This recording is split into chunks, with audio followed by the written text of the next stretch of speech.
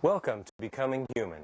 I'm Dr. Stephen Trudeau, a licensed psychologist practicing in Westlake Village, California. You know, one of my mentors, Dr. Raj Brumand, was often fond of saying, "We are not human beings, we are human becomings." And I've always appreciated that philosophy.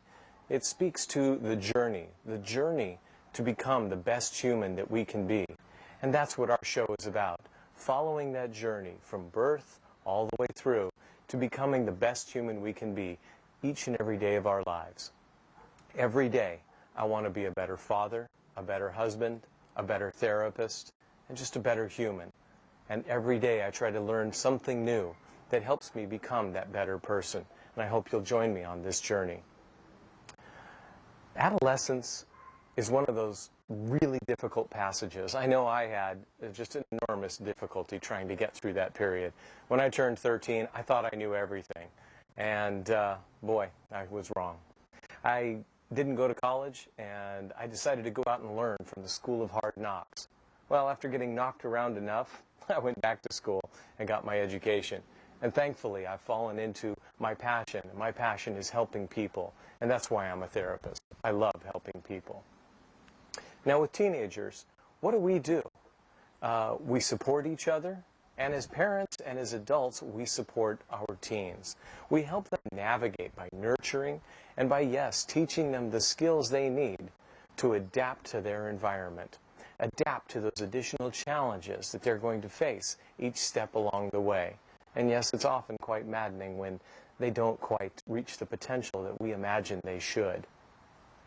Sometimes a child has an additional challenge, a physical disability, or perhaps an emotional disturbance, or even a learning disability. These problems make it even tougher to, I guess, be a teen, because they have their typical teen challenges, and yet they have an added layer.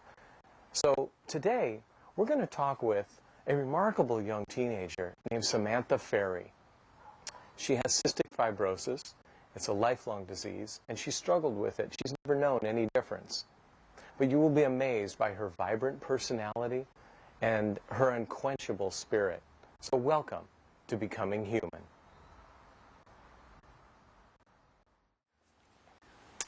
Well, here we are with Samantha Ferry, a remarkable young teenager who, why don't you introduce yourself? Tell us where you go to school and what's so special about you. I go to Thousand Oaks High School, and I'm a junior, and I have cystic fibrosis. Really? And what exactly is cystic fibrosis? Tell the audience what that is and how they can understand it. The simple way to put it is it's a disease that affects your lungs and your digestive system.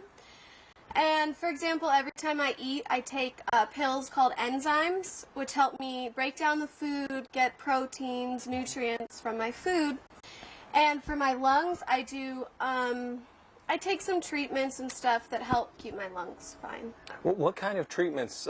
When I was a young boy, I had a neighbor friend who had cystic fibrosis. And I remember his mother placing him across her lap and pounding on the back. And I guess that's to loosen up the... It loosens up mucus or anything that's not good in your lungs. Mm-hmm. When I was younger, my mom I would lay on her lap and she used to pound me. But now we have... I have a vest, and it's just a vest, and it inflates, and I plug it in, and it just shakes me.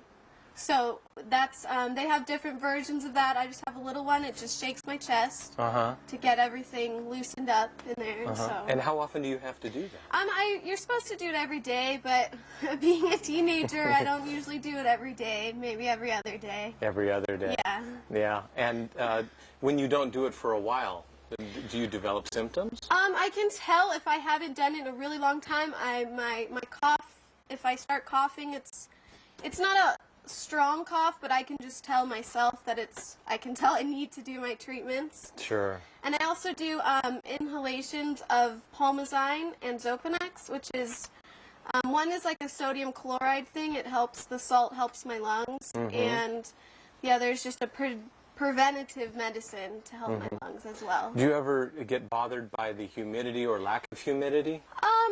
Not usually. I think some cystic fibrosis kids who have a more extreme case may, but I have more of a mild case. It doesn't affect my lungs too much, so it doesn't bother me personally. And being a teenager, I mean, you've had this your whole life. Yes. So being a teenager, how does that complicate matters? Well, it's hard to be a teenager with this because, you know, your friends will be like, oh, let's go to the movies or something. And you'll be like, oh, I can't, I have to do my treatments. Or, you know, you have to do something involving cystic fibrosis. Or like when I go see my doctor, I see a bunch of different specialists to help me. And it takes like a whole day, so I miss school. And it's just, it's different being a teenager than having it as a kid. It really reduces your spontaneity or your ability to be spontaneous. Yes, it does. And teenagers are known for not necessarily planning for the future. Yeah. You know, what are we going to be doing 2 weeks from now? No, that's not how teenagers think. They go, I got it, let's go to the mall. Yeah. Right. Yes. So now, how often do you have to see your doctors? I see my doctor, I think, about every 3 months.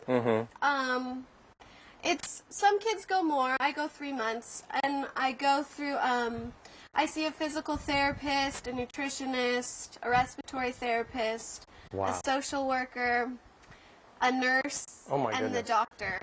And sometimes there's a few more people in there. Oh my goodness. Yeah. And does it affect you at school?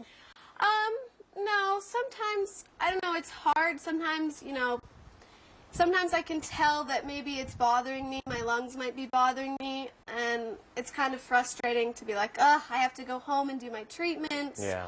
Or like with lunch at school, I have to take my pills, my enzymes before I eat, and so sometimes people are like, oh, what's that? What are you taking? And, you know, and I have to go into it and explain everything, so. So how do you explain it to your friends? Do you like have layers? Like maybe your closest friends know the most, and yes, that's my best friend Rachel. She knows everything, and you know she'll come to my doctor's appointment. She'll do my treatment. She'll watch me. She'll be there, and then my other friends, like my outer circle, maybe they know I have cystic fibrosis, but they don't know exactly what it is.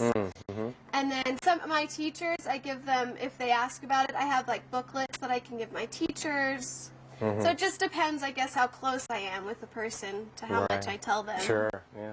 Does the school have to do anything, I don't know, extra for you? Not at high school. When I was in, I think, elementary school, I would go to the nurse every day at lunch and take my pills, and she'd just make sure I'm doing okay. But now in high school, I'm a little more independent, so I know myself if I'm okay. Right, right. You know, being a teenager is just, it's so hard just all by itself. I'm a psychologist, and I work primarily with teenagers. And, you know, the anxiety, the depression, the just trying to adapt to new situations or feeling they're grown up but not really grown up. That's typical. But then you layer on top of that an added challenge. You have to be more mature in many ways than a typical teenager. And yet in other ways, you might not even be as mature. Right. It gets hard sometimes. I mean, sometimes I feel left out maybe from my friends because of my cystic fibrosis. Or, you know, sometimes in like PE, if we're running, it's like...